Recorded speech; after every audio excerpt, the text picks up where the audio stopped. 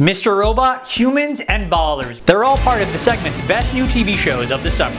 It's summer and most of our favorite shows won't be back until the fall, so you think you have time to catch up on the shows you fell behind on like Mad Men or Agents of S.H.I.E.L.D. or Sanford & Son.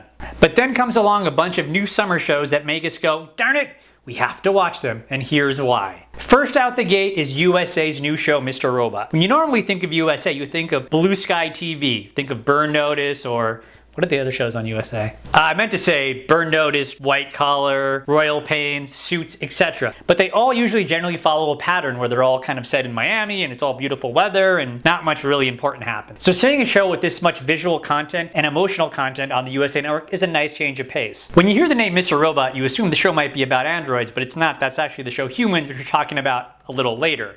Mr. Robot is a mix of a bunch of different things that we've liked over the course of years. It's a mix of Dexter, The Girl with the Dragon Tattoo, The Social Network, and Fight Club. In fact, the lead character Elliot is pretty much a female version of Elizabeth Sadler from The Girl with the Dragon Tattoo series, in that he's a very socially awkward hacker with a very troubled past. In fact, the very first episode is directed by the director of the original Girl with the Dragon Tattoo series from Sweden. It's got a very David Fincher cinematic feel to the whole show, and it adds a great deal of weight to it. It also has Christian Slater in it, so True Romance represent! One great thing too is the show's already been picked up for a second season after the airing of only one episode. That means you don't have to worry about getting too emotionally attached to it and then having the show ripped away from you before it's even over. And now on to the show Humans, which could have actually been called Mr. Robot as well, and Humans could have been the name of Mr.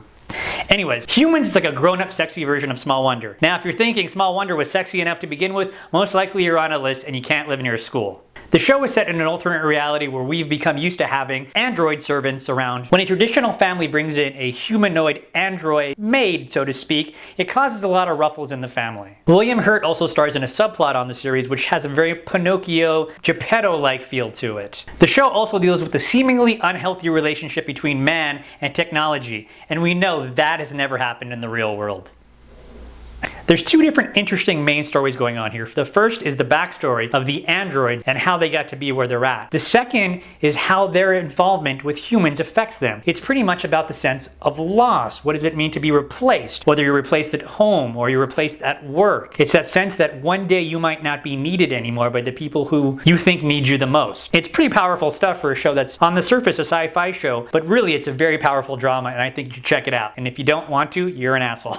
And last but not least is the new HBO show Ballers, starring Dwayne "The Rock" Johnson. It's actually a pretty fun show. There's been a lot of comparisons I've been hearing to Entourage, and while on a surface level I can see that, there are some differences. First of all, this show has a leading man you actually care about playing a leading character you actually care about, so you have that. And just from the first episode alone, I see a sense of drama and a sense of weight that was missing from mostly every episode of Entourage. I liked Entourage, but let's be fair, it was a very fluffy show. Peter Berg serves as the executive producer and directs, and also has a cameo as a head coach in the first episode. Berg actually was heavily involved in the feature and also the television adaptation of Friday Night Lights. I guess you can kind of see Friday Night Lights as being the precursor to the Pro League, whereas you can kind of see Ballers as kind of being the bookend of that, the after the fact, after you retire from football and see what happens to your life at that point.